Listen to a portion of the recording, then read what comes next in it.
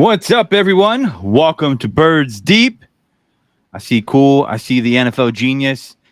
It is that time again. We got preseason game number 2. Cool down there from the Elite Birds podcast, and we got NFL genius from multiple shows, wire to wire, you name it, cheap seats. The list goes on and on. Gene, tell him who you are. Mean! Woo! Gene, ready for some Eagles preseason action. How y'all feeling tonight? Thankful, and we're going to see some real preseason action. Little Nakobe Dean, as I've been hearing in the radio sports world, people have been talking about him getting some snaps tonight. I know you're excited about that, Gene. Definitely. I want to see him on the field. I want to see him calling the plays, calling the shots on the defense. I want to see what he has to offer. Yeah, I'm super excited to see Nakobe Dean play. How about you, Cool? Oh, yeah, man. Always ready to see guys get out there on the field. We won't be seeing Hassan Reddick because we know he has to have surgery on his thumb. Hopefully he'll be back, according to reports, by week 1. So maybe we'll get a little bit more Nolan Smith, and that's always a good thing as well. Bro, how about Jalen Carter, man? Before we talk about preseason game 2, the first snap as an Eagle, did that remind you? I don't know, about you guys, but the first snap as a Philadelphia Eagle matters to me, right? It's like Chase Utley's first at bat as a Philly. Terrell Owens' first snap in the regular season went 80 yards for a touchdown. That Jalen Carter first snap, if it's any indicator of what we're going to watch from the Philadelphia Eagles for the next 5-10 years, he looks like he's going to be dominant. Yeah, man. You saw it all over social media. I hope that is a harbinger of things to come. That is going to be amazing. A presence like that in the middle just will up the defensive line across the board. There's really no way to account for a dominant middle presence on a defensive line. You could be any quarterback in the world. I don't care who you are. Patrick Mahomes, Aaron Rodgers in his peak, Tom Brady. If you have pressure up the middle that's dominant, it disrupts any and every offensive game plan. Agreed. 100%. Agreed. I agree. We both agreed at the same time. I just think the interior of the line is going to be you have a 3-headed monster and add Milton Williams is basically the 4th head. You're going to have a rotation of fresh bodies and all strong, elite defensive tackles. I don't think any team in the NFL puts a defensive tackle unit out there like Jalen Carter, Fletcher Cox, Jordan Davis. Did you guys see Jordan Davis versus the Browns offensive line today? Just bullying through them. It looked like he wasn't even standing there. Ethan Posick is 6'6", 320 pounds, and was going against Jordan Davis in practice yesterday, and he looked like he was a midget. He got bullied, got absolutely shoved. I think Jordan Davis is going to be elite this year. I think their D-line is going to be special, and all the talks about practice this week, they talked about the Philadelphia Eagles day 1 coming out flat, Cleveland kind of handing it to them. Day 2, the better team prevailed. The Philadelphia Eagles absolutely wiped the floor with them, strip sacked Deshaun Watson multiple times, multiple sacks, multiple fumbles, multiple interceptions. The defense is what I'm most intrigued about. You're going to see a ton of Nolan Smith tonight. You're going to see a ton of Jalen Carter, and you're going to see some Nakobe Dean. You're going to see my Georgia Bulldogs rolling. So I'm a Georgia guy. I'm an Eagles fan. It's a perfect mix. What about my boy Sidney Brown? Right, he had a hell of a game last preseason game. A lot of people are chattering about him. See if he can continue that. I said, didn't we talk about this though? Too, I think it was last week or 2 weeks ago. I said he ends up taking Reed Blankenship's job. I don't think Reed Blankenship ends up being our starting safety. I think it'll end up being Sidney Brown. Yeah, just want to let you know, Gene, that Reed Blankenship has also played really well in the preseason. He's had multiple interceptions off of Deshaun Watson. He's toe tapping on the sidelines for balls. He's reading things well. He's reacting well. So I don't know, man. I think you might be a little off on this one. But I told you there's another position, and he might take that one. Are you talking about Terrell Edmonds? Yes, sir. That's fair. As long as these kid's starting, I don't mind. Reed Blankenship's having a great preseason. Good for Reed Blankenship. He's definitely outside of Edmonds. That's fine as long as Sidney Brown's starting. That's our draft pick. You have Terrell Edmonds here on what, a 1-year contract to begin with. I would much rather move into what we're going to be doing in the future. And if that kid's shining early, I'm good with it. What's good? Yeah. What's up? But Sidney is doing his thing. Don't get me wrong. Sidney Brown is doing his thing, and I'm loving it. It shows that we're actually doing research. We're getting guys that fits what we think is going to be the system, and we're doing something. Hold up now, that we haven't been able to say until the last few years. We're drafting well. Doesn't that feel weird? Yeah, it feels super weird. How's that feel? It feels good though. Feels good. I mean, it feels good not to be pulling guys off the trash heap when you need people in the key part of the season. It feels good to not have to do that. I mean, sometimes injury doesn't allow you that luxury, but if you draft well, you'll be more insulated from the inevitability of injury during a long football season. There's definitely going to be injuries. That's 100% accurate. We already dealing alone with Hassan Reddick. Britton Covey's questionable. He hasn't been playing. Landon Dickerson, Quez Watkins, Deion Kane, your boy. They're all questionable. Most of them won't play tonight. Dealing with injuries as a whole. Before we get into tonight's game, I want to talk about last week's game, talk about that a little bit. So what stood out to you last week? I'll tell you what stood out good. I'll tell you what stood out bad. What stood out bad was how poorly Marcus Mariota looked. It started questioning everybody in the Philadelphia area of if there's an injury to Jalen Hurts and someone needs to come in for a game or two. We don't want it to be Marcus Mariota. I mean, if you really watched the game, Tanner McKee was dotting people up all day. But Marcus Mariota looked awful. Yeah, he did. I think as Philly fans, though, we've gotten a little spoiled only because of how the Nick Foles thing played out at quarterback. And, that's a one-off legendary story that probably will never be duplicated. Nick Foles had some starting experience under his belt before that. And, we saw him. He's a hot and cold quarterback, as he proved along his career. But, Marcus Mariota is what he is. I wouldn't expect him to win any games. And I just think that anybody you bring in from Jalen Hurts is such a steep drop-off. The ability to steal a game is going to be based off how the coaches game plan properly for when that does happen. Last year we got a little preview of that. I don't know. Hopefully that approves. We got a new play caller in Brian Johnson, but I do think that Marcus Mariota is very one-dimensional. He doesn't have any accuracy downfield. He plays reckless, very reckless, diving, head first, and it's balls to the wall. And I get that, listen, he's trying to show what he can do, but I don't think that he would be your ideal backup quarterback. I do think everybody sees his skill set and says, well, he can run, so he can replace Jalen.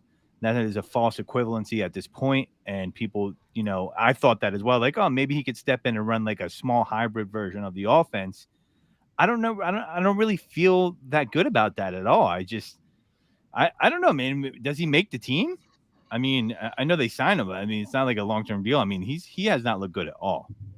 Well, I mean, I think tonight you'll find that out. Like, cool, let me ask you a question real quick. Are we overreacting on Marcus Mariota's first preseason game, or do you think that the Eagles would be well off going in a different direction, i.e. Tanner McKee or Ian Book as their backup?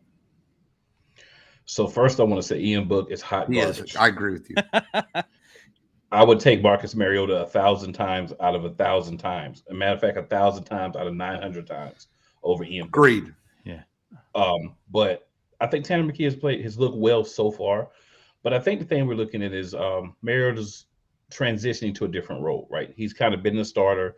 Now he's been asked to be the backup. He's coming to a new team, Super Bowl champions. It's probably a little jittery, right? So I think tonight really tells us the story. I don't think you're overreacting because, I saw what you saw. It didn't look great at all. But I think let's give him another chance and see what he does tonight. See if he could be a little bit more accurate. I think even if Jalen Hurts gets hurt, even if Jalen Hurts gets hurt, it's simply a matter of constructing an offense that Mariota can play. We know that he can throw the ball short. We know he doesn't have the arm accuracy to throw the ball deep down the field, but he can make the short passes, the crossing routes, some of the shorter, easier, simple plays, dump offs, small tight end screens and different simple plays. He can make those. So if you're going to keep him, and I'm not saying we should, I'm just saying if you're going to keep him, then when he's in, solidify the offense in the way that makes the best Marcus Mariota that we can get. I'm not saying it's going to be a great player, but it should at least be decent if he's the guy that we just decide to go with. Yeah, I there's an update on the story recently, but he left the Falcons pretty unceremoniously. But he had a knee operation. Did you watch the Netflix series? Yeah, I saw part of it. I was just about to talk about that. And his daughter was born, so he set the record straight. He got a knee surgery, so it wasn't really as bad as it looked at the time. I think he's a good guy. He quit on the team. Don't let his agent and don't let him. You think he quit on the team? Yes. I'm not saying that he shouldn't have quit on the team. First of all, you never quit on the team, but I'm not saying I don't think there was no warrant for what he did, but he quit on the team. Don't let his agent or his PR team spin you a story about his injury and his baby. Does he even deserve a PR team right now? I mean, I guess he does have a PR team. I don't know. Does he even deserve a PR team? But I saw what he said, and I thought there was some good reasoning to it. But at the end of the day, listen, man, I don't know if I want that to be my backup quarterback. I just think I don't know in his head yet. Has he accepted his role as a backup? I don't know that. And I just think that it's undervalued from a fan standpoint and most people's standpoint about how you prepare as a backup. And does he take those preparations? Does he act as a backup?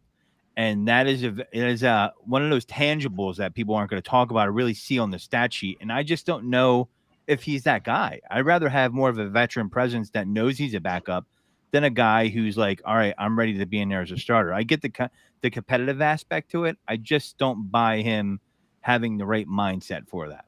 Yeah, but the question is, and it remains, is if Jalen Hurts goes down for a game or two this year, which a lot of players do, a lot of quarterbacks miss a game or two, can Marcus Mariota step in and win a game versus Washington?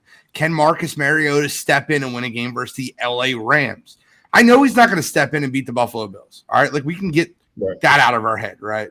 But like, can he step in and win a game versus a team that the Eagles would win when Jalen Hurts played 10 out of 10 times? I know AJ Brown will roast him if he doesn't do well. Bro, these wide receivers are wild, right? They have a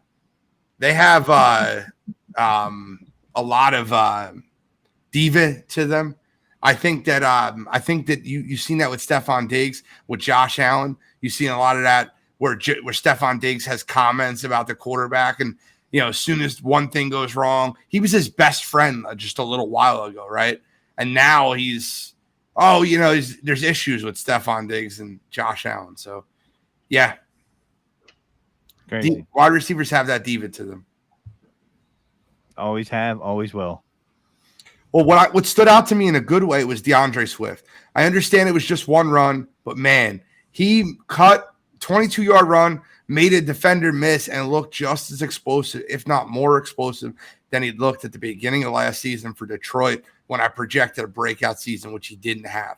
I'd love DeAndre Swift come back to Philadelphia. He's a hometown kid to begin with.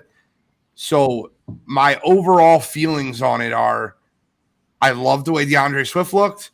I wasn't a fan of how Marcus Mariota looked.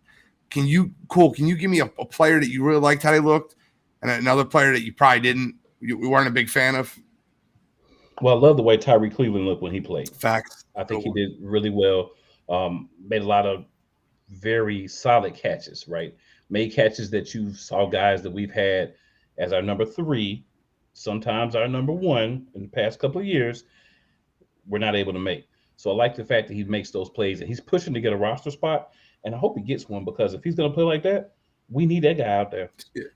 Not just what he's doing in training camp, but actually against other teams is important to me because we know a guy that's been our slot receiver the last couple of years, training camp God. But then when he steps on the field against real talented pads, it doesn't look so good. So he's definitely the guy that I would say looked really well. Thinking about who looked bad. I can't really think of one guy who necessarily looked really bad, in my opinion, because it is preseason. It is early, so I know that people have to get the kinks and stuff out. There's a couple of guys who didn't play well, but I wouldn't say, in my opinion, besides Marcus Mariota, who did look horrible. I guess I could say Ian Book if I just want to be a jerk. And hey, why not? Nolan Smith Ian was a Book ghost. You can use Nolan Smith. Kennedy Brooks lost that fumble. Yeah, I mean, but those type of things are going to happen in your first game. When you say Kennedy Brooks, Smith doesn't. Brooks, I think of Stone Cold Steve Austin. And I'm like, what? Who? Yeah, that's what I'm saying. He's not a guy that. I mean, he's like our fifth running back, sixth running back. So I don't expect too much. I get it. So I'm not really gonna. Yeah, and then Nolan Smith. I mean, first game as a rookie. Sometimes you have jitters. Sometimes you come out like Jalen Carter. It just all depends on the type of mentality you have. So I think he'll look better.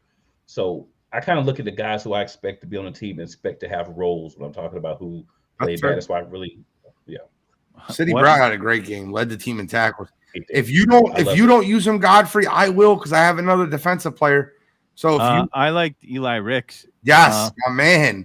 I was waiting for that. Eli Ricks, which one of my favorite undrafted free agent pickups. You want to talk about a guy that was projected to go in the second or third round in the draft when he was at LSU. He transferred to Alabama. He didn't have the greatest year. He got injured, and he went undrafted. This is a guy that has second or third round talent. 100% makes the team. Him and Keely Ringo 100% make the team. You think he's going to make the team? Corners. What? You think he's going to make the team? I think he should.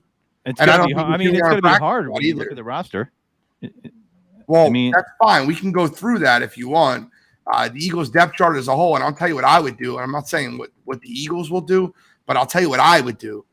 You look at the Philadelphia Eagles depth chart. Obviously, Bradbury and Slay are locks to make the team. Maddox and Greedy Williams are locks to make the team.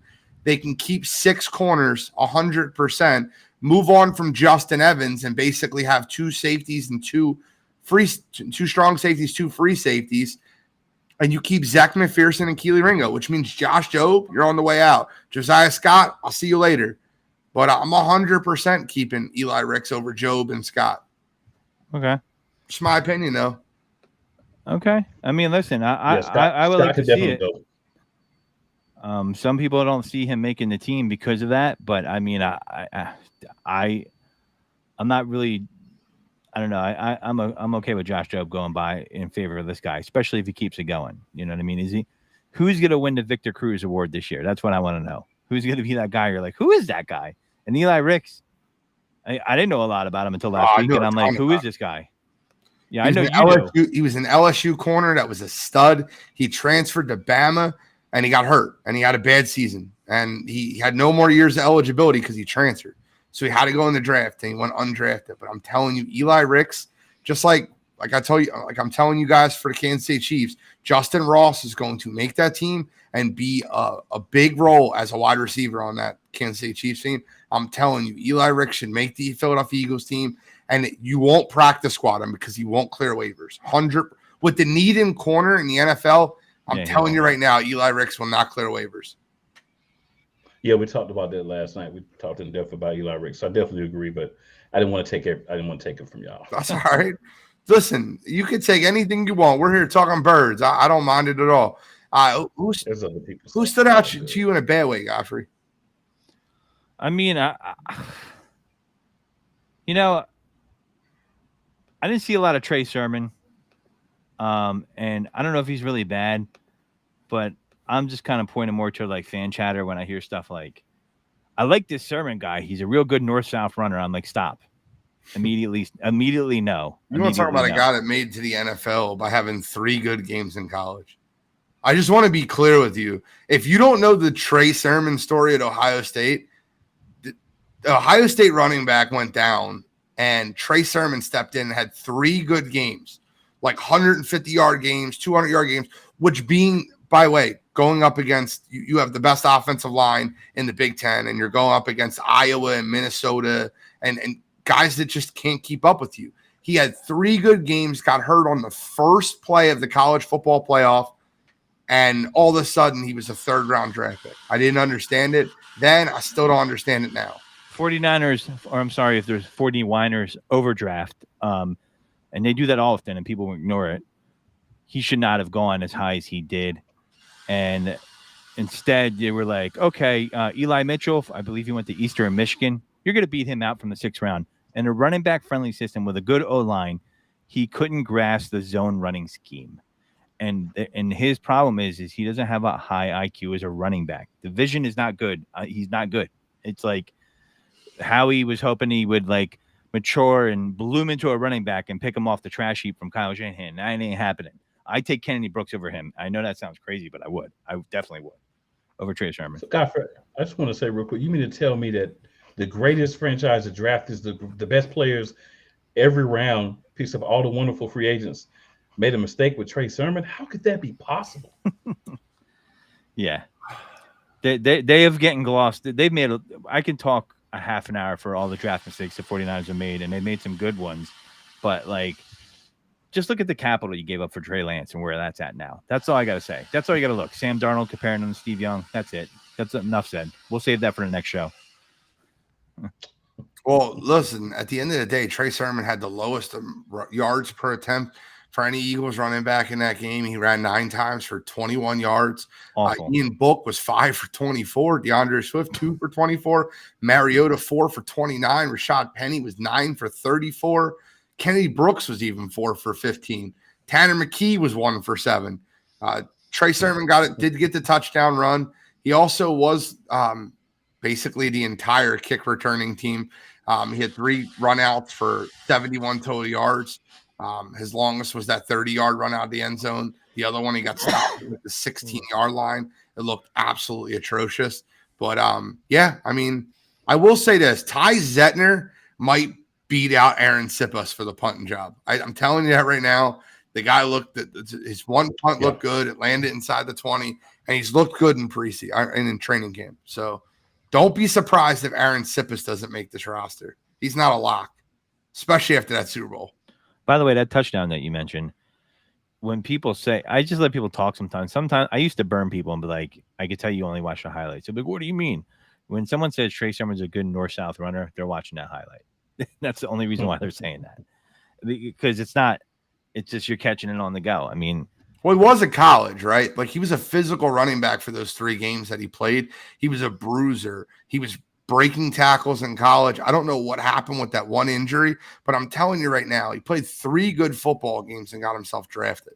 I'll never forget it. I'll never forget how it happened, where it came down, when it happened. Master Teague went down for Ohio State, and I'm telling you, Trey Sermon walked right into it, had 3 good football games at Ohio State, and that was it. Amazing. So talking about tonight's game, you know, you're going to see a lot more stars out there, although Jalen Hurts will not play. What are you looking for in tonight's game outside of if you think that Marcus Mariota can be a capable backup quarterback? Yeah. You know, I want to see some more Quez Watkins, Zacchaeus, Deion Kane doesn't. I think you said he's not playing. A little bit of Covey. I want to see some of these other guys behind the 2 obvious receivers, see what they could do. Maybe step up a little bit. You know, I'm looking for that, and I think that's going to be something that I'm always looking for, because I feel like there is an opportunity for someone to step up. I don't care what Quez Watkins says or everybody else that's positive about him. Okay, yeah, he can stretch the field. You still need another receiver on that. I'm sorry. Then you need 4 if he's going to be part of the 4. I think Zacchaeus needs to show some more. There was a lot of people that were not. People like his blocking, Zacchaeus. That's the report. They like that he has a short area burst. And, if you could block in a team that's run heavy, that's going to get you on the field more often than not. So if he can parlay that into some receptions or, catching the ball over traffic or some contested catches, I would like to see that. I've seen him perform already in the pros with the Falcons when opportunity came up because of injury and things of that nature in Atlanta. I like to see some more from him tonight. Do we definitely think he's a lock to make the roster? I think so. I really do. I just think he's a lock because he's shown it, and they're talking positively about him in the camp. I'm looking at who's vying for those spots, and if I had to pick one, even outside of my boy Deion Kane, I'm gonna have to go Zacchaeus. I mean, I think he's a lock. I mean, outside of that, I mean, who I do don't we know feel? if he's a lock for the roster. Maybe I'm wrong. Cool. I know you're plugged in. Do you think he's a lock to make the roster? So I don't think he's a lock. I think if he doesn't win the starting role, there could be a possibility that he's not on the team because we have some other guys that are stepping up. I do have a question for you guys. Yes, sir. I'll answer the original question, but I have a question for you guys. Greg Ward, what do you guys think about Greg Ward? Do you think he's a guy that should be used more? Really great hands. Reminds me of like a Jason Avant. Not the fastest guy, but can run solid routes and has good hands. What do you guys think about him? Do you think he's a guy that should make the team? I just think his peak is not an NFL starting receiver, right? So like he's serviceable. Like he can come into the game and get you a catch, and he's got very good hands. And he was great in that 2019 run when all the backups were in and him and Carson Wentz drugged that team to the playoffs. However, if I'm looking at players that have upside, right? So like you look at Deion Kane, he's got a bigger upside. You look at Joseph Nada, he's got a bigger upside. I would lean towards Tyree Cleveland, Deion Kane, Joseph Nada, all making the team over him. I don't think the Eagles will, because I know he knows the Eagles system. He knows the playbook inside and out, and he's beloved in that locker room. So I think there is a possibility he makes the team. But if I'm the general manager, I'm looking at the guys that have the upside to be starting receivers in the NFL. Can you ever see Greg Ward catching 700 or 800 yards in a season? I don't know, but I could see that happening out of Deion Kane if he develops. I could see that happening out of Joseph Nada, or even you looked at it at the preseason, Tyree Cleveland. He looked really good. I think Tyree Cleveland's more of a lock to make the team than Marius Zacchaeus. I really believe that. I think Zacchaeus is brought there to compete with Quez Watkins, and I think Cole's right. If he doesn't start, why waste the cap space? Just release him at that point and develop your young receivers behind him. The Eagles will end up keeping 5 to 6 wideouts on their roster just because of kick return, special teams, and how they like to use their players. I don't like Devin Allen. Does he make the roster? He's listed as the number 6 wide receiver right now. Where's Zacchaeus go to college? Georgia? I'll tell you right now. Yeah, he's a Virginia guy. Oh, Virginia guy? Okay. I'm just listen, I've seen him play in some Atlanta games. I think there's some potential there, and I do think that they want some improved blocking from wide receivers behind AJ Brown and Devontae Smith. And I think that might be a separator, the unseen separator that that is not going to show up on the stat sheet. And they are talking in camp about how they like his burst when he blocks. So that's one of those things. Now he could. Yeah, Zacchaeus could end up playing like the Zach Pascal role from last year. He could be that guy. But I still feel like that number 3 receiver, man, has got to be a guy that really can catch the ball when we need it. And I have a lot of trepidation about having Quez Watkins at that position. Again, we know what Quez Watkins is in the regular season. And I don't care about him saying he's a great wide receiver and he's got a chip on his shoulder. He should have had a chip on his shoulder ever since he got drafted. And I haven't seen that chip in the regular season. Every wide receiver thinks they're the next Jerry Rice or Randy Moss. Every single one. Okay? I don't think Greg Ward does. All right. Well, because he was a QB. He was a QB, though. He was a QB. Kidding. He wasn't a QB in Houston? I just wanted to find one that yeah. Really quick. I mean, listen, that's another reason why I think they like Greg Ward, to kind of look at him like a utility knife. I mean, I'm pretty sure he's playing special teams. I mean, let's not forget the value of having strong people like that on special teams, right? I mean, I just think that's one of those guys that character guys, football teams value higher sometimes more than, the upside of the people that they have to keep him over or they're keeping him over. So I don't know. We'll see. One of the things I kind of wanted to get into tonight, and I don't want to get off of what I'm looking for tonight, but the practices this week have been super chippy. Joel Bitonio went out into the media and called the Eagles out for taking cheap shots at Deshaun Watson.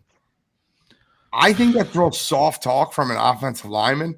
There was obviously a lot of conversations and a fight broke out of practice. But I will say this, Myles Garrett did say just yesterday that he loves Jalen Hurts and maybe one day he'll be playing for the Eagles. I thought that was really interesting when he said that. But what are your thoughts on the chippiness at practice, Joel Bitonio's quotes, and why he said them at the media instead of saying it's just practice where, he actually went out and said the Eagles took cheap shots at Deshaun Watson? Well, maybe he's trying to make an excuse for Deshaun Watson's poor play in practice thus far in this preseason. Because I'm not hearing he's shining in practice. That's all I know. I'm hearing he struggled. He hasn't looked good a lot of times. Not saying he's going to have a bad season. Not saying he's a bad quarterback, but I don't know, man. Sometimes people are trying to deflect and push the smoke away from the fire. I don't get why he would say that. Usually that's not an offensive lineman's MO, so I'm kind of surprised. Do you know, it really shocks me when a player of Deshaun Watson's stature goes online and retweets a reporter's comment to put cap, like to debate his comment. I thought that was really petty for a quarterback of Deshaun Watson's stature to do that. Do you feel like it's Kevin Durant petty, or? I thought that was very Geno Smith of him. That was okay. No, but yeah. So I wanted to say real quick, I think Batalia's comments are very Ron Rivera-ish. So I'm not surprised that maybe they have a connection, maybe cousins, maybe they crossed paths before or something. But I feel like that's very Ron Rivera-ish. You both sides were chippy. I mean, you don't have a good enough line, so your quarterback got hit more, but both sides were chippy. They were fighting. There was a little scuffle on the interception return that Reed Blankenship had. Of course, we have one guy who, anytime there's a scuffle, you don't even have to ask. He's involved, and that's Derek Barnett. Anytime there's a penalty, a scuffle, anything like that, Derek Barnett, as we know, is going to be around it. So, does he make the team, by the way? Yes. I think he does. I think he does, but he's just. This is the part that worries me about Barnett, like right here, because some of the things he does, we didn't have a lot of defensive penalties that really screwed us in drives last year. And who was out injured last year? F15 is his nickname, Flagrant 15. It should be. So the start of the fight was a Josh Sweat strip sack on Deshaun Watson. So he essentially came around. You're not supposed to touch the quarterback. And he smacked the ball out of Deshaun Watson's hand. So that's what started the fight. Now, what Joel Bitonio said is that on both sides of the ball, the Philadelphia Eagles were taking cheap shots, and they didn't appreciate it. So let me just kind of like it. Listen, I'm good with that. I do too. Well, the funny thing is this, right? After the first day of practice, the Cleveland Browns were fired up because last year everybody talked about the Eagles owned them in practice and they embarrassed them in practice, and they were fired up, and they went in there with all this passion, and they won day one. And Jason Kelsey said they came out more fiery than we did. And the second day, the Philadelphia Eagles returned that fire. And all of a sudden, after they embarrassed them day two and looked better in day three, a lot of comments start coming out about the Philadelphia Eagles being too aggressive. Did you think we were just going to sit back and let you bully us and push us around because you got made fun of because we destroyed you guys last year in practice? Did you think that was going to happen? I'm glad the Philadelphia Eagles got a wake-up call the first day of practice. I'm glad the Browns came in this practice chippy. They came in their practice chippy. It's like starting a fight, right? I shoved somebody and then they punched me in the face. Why'd you punch me in the face? Well, you shouldn't have shoved me. So, yeah, we took it to the next level. That's fine. Don't come with the intensity. Don't bring the heat if you don't want to be in the kitchen. Yeah, I just when offensive lineman talks like that, it makes me think that they think the D and O line play is like fencing or something. Like there's some kind of code of ethics to it. I know some guys that played D2 ball. I know a guy that played college ball with Javari Evans. And let me tell you something. He was showing me some stuff. They will twist your arm. They will do whatever the fuck they have to do to get past you and get to that quarterback. On the other side, they'll do whatever they have to do to block you. They will kick you. They will twist you. They will punch you and try to get away with it.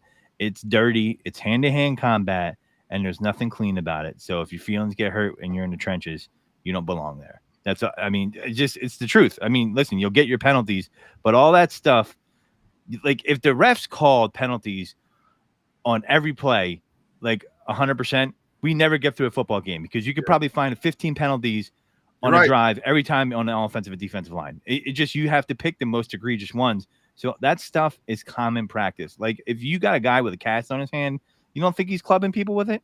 Yeah, it's a damn weapon. You know what I mean? It's crazy that they let people play with that kind of shit on their hands anymore. But the second fight broke out when Sidney Brown ran over Brown's running back, Demetric Fenton, on the Reed Blankenship interception. And that was all over the internet. I think that's what Cole was referring to earlier. Reed Blankenship intercepted Deshaun Watson, and Demetrius Brown tried to get in the way, and Sidney Brown ran him over. And they didn't like to that. Demetric Felton, not Brown. Sorry. Yeah, I mean, the thing is, man, for me, the Browns, stop being soft, bro. You want to come out there, you want to play, you want to be tough, but then when somebody out physicals you, gives you a little bit of what you were trying to give them, now all of a sudden, they're too rough and they're playing dirty. Play dirty too. Is that what you're supposed to do? He gave me a wedgie. If you go hit me hard back. Oh, he gave me a wedgie. Give him a wedgie back. Give him 2 wedgies. I mean, listen, this brings the question, and I think we'll bring this up more on the next show on Sideline to Sideline, more in depth. But we've talked more, I think, about the joint practices than we have the actual preseason game preceding them. And the conversation... They're more important. Correct. So the conversation is, should they be televising these joint practices? No, because then they wouldn't. Then they would find another way to hide stuff from us. They don't want to put stuff on tape. They want to have non-televised joint practices with reporters there, so they can actually practice and play one-on-one football. They want to be able to. Watch out for Bill Belichick. Then he might be in the weeds somewhere, top of a pine tree, filming you all the way from Jersey across the bridge or something. There's going to be a drone with the Patriot logo on it. I don't know, man. Like I hear you. You're right, but. I just think they're more entertaining. I mean, if you notice, a lot of teams schedule teams that they're not going to play in the regular season in joint practices. Right. The Philadelphia Eagles schedule joint practices with the Browns and the Colts this year. Both teams they're not going to play. So I think it's interesting when you talk about that, because they want to show more, they want to try more things out. But the finalized the Joel Bitonio quote, he said, I mean, it's just our practice. You protect the quarterback. You don't want to come close to the quarterback. You don't want to take cheap shots, things like that, where there might have been a couple questionable plays both ways today. It's just in our practice. That tells you everything that you need to hear. Just that line, right? It's just practice. It's just practice. Well, you didn't treat it like it was practice Monday. Yeah. They didn't treat it like it was practice Monday. They came out and kicked our butt. We weren't ready for that. We were going there to practice. Yeah, okay. I mean, I think coaches like the chippiness, even though they try to downplay it. I mean, after watching Hard Knocks this past week, it looked like Robert Saleh was like, "Yeah, let's let him fight a little bit." Yeah, right. That's great. Like a little chippiness. So, did you hear Robert Saleh's comments? Yeah, I think I know what you're talking about, but quote it for me because. Did you hear him? Cool. What Robert Saleh said? I think I read. There's a fight. You better not be walking away from it. Yeah. I love that. Oh, you're not walking away? No. And then the comments he made to his offensive lineman. He said, we got two $10 million receivers. We got a rookie. We made offensive rookie of the year. We got a Hall of Fame quarterback. We got 2 running backs that are legit running backs, but it doesn't matter if you guys get bullied around. And the Jets offensive football has been pathetic for recent memory because a long time is what he said. Yeah. Because of the offensive line. He called him out and it was put on TV. So they haven't been looking great through camp either, though. I mean, so far. Good for him. Call him out. What did you say, Godfrey?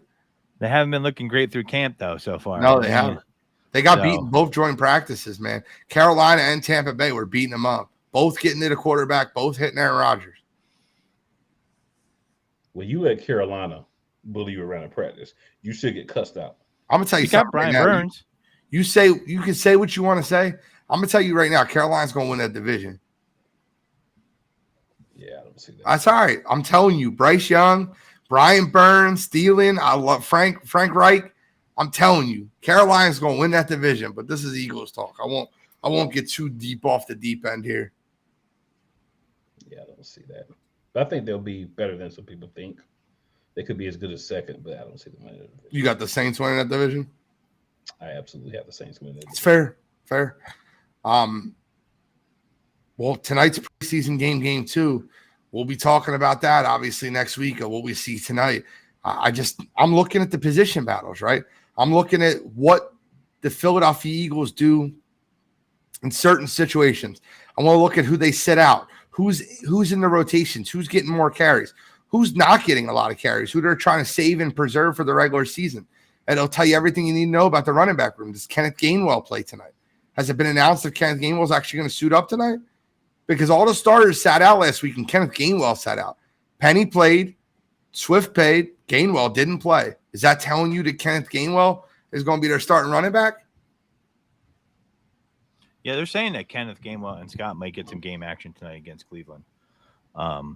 Because Sirianni's reporting he wants him to get tackled a couple times to be ready for the regular season against New England. But I haven't seen him ruled out, but I haven't seen it confirmed unless someone out there has seen it, while I might have been on air. But he has said he wants to get the running backs some more play in the course of the preseason. So I would imagine that would be this game and not the last game, but we'll see.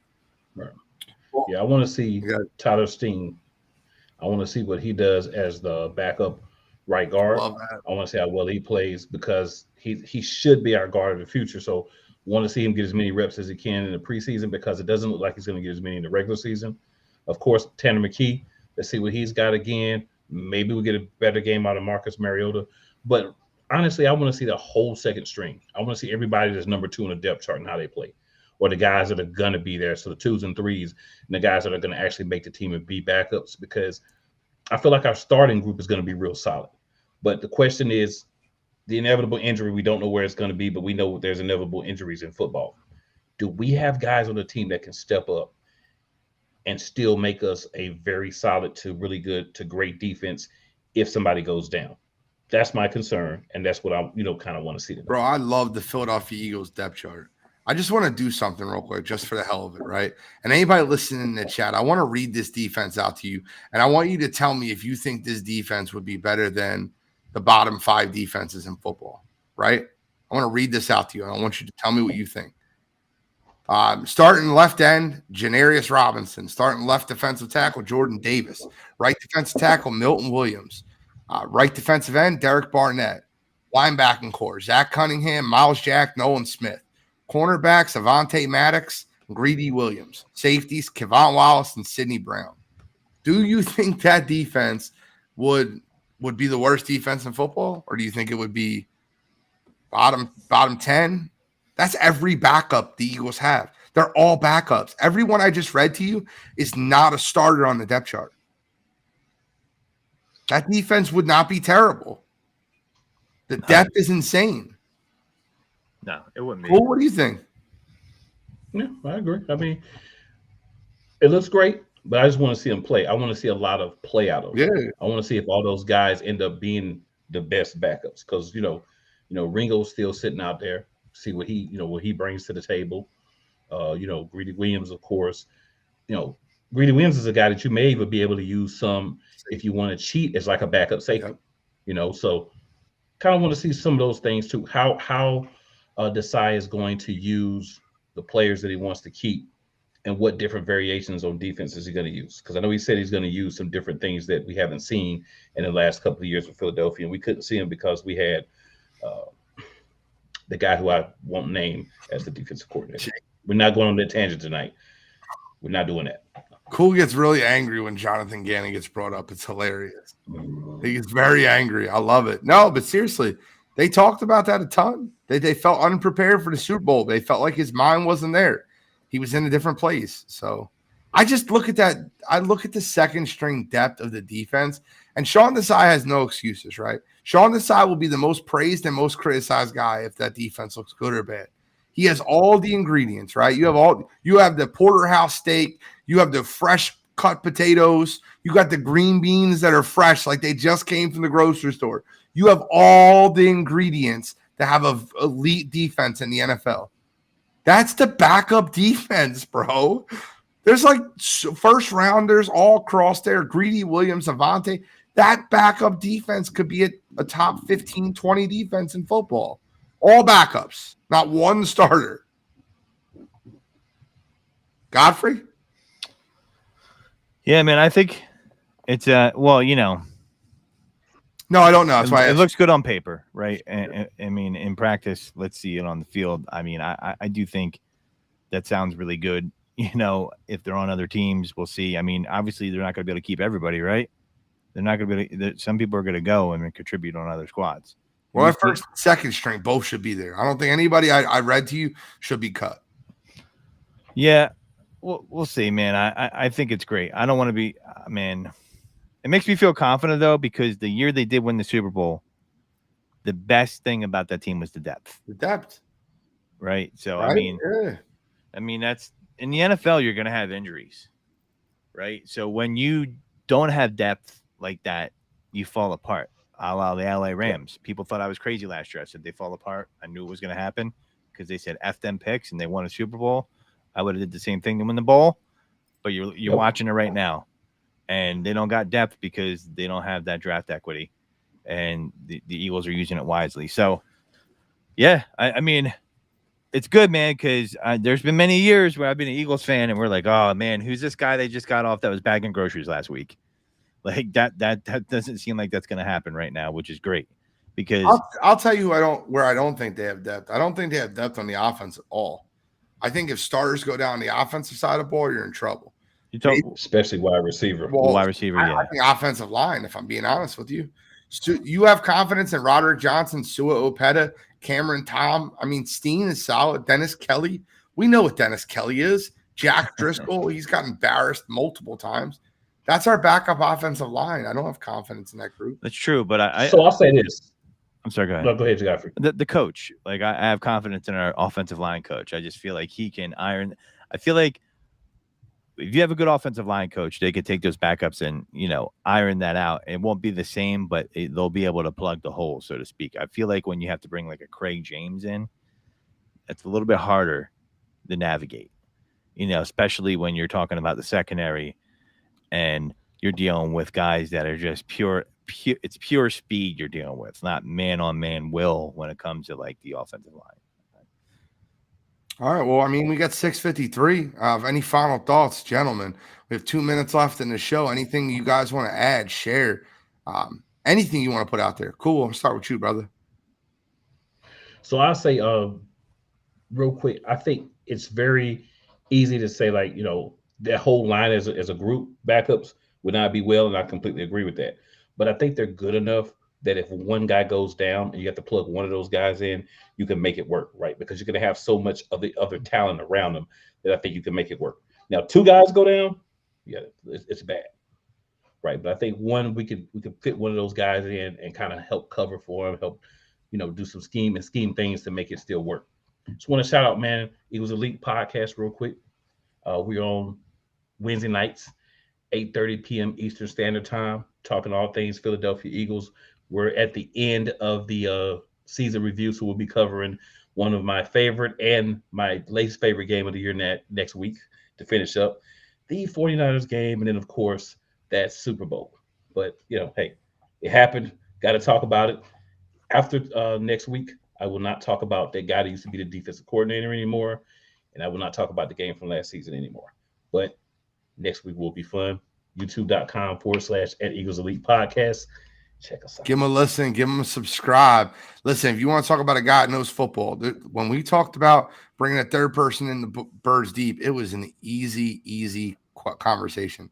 You want to talk about a guy that knows Eagles football, Eagles Elite, Cool McCain. Anytime he hops on anything, you notice me. I'm talking about the Eagles. I watch the Eagles a ton.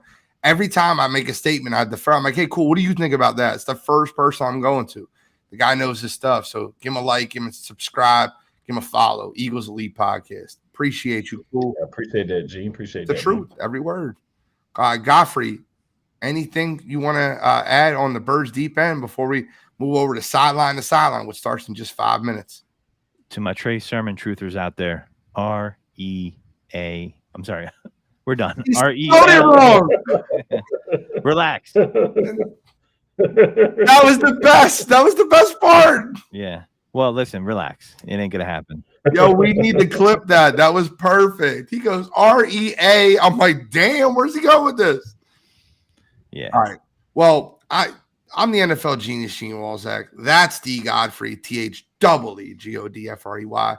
And my man from Eagles Elite, Cool McCain, the three legs of the tripod of Birds Deep. We will be back next week to talk more Birds Deep football. But until then, I'm Gene Walzak, and we are signing out.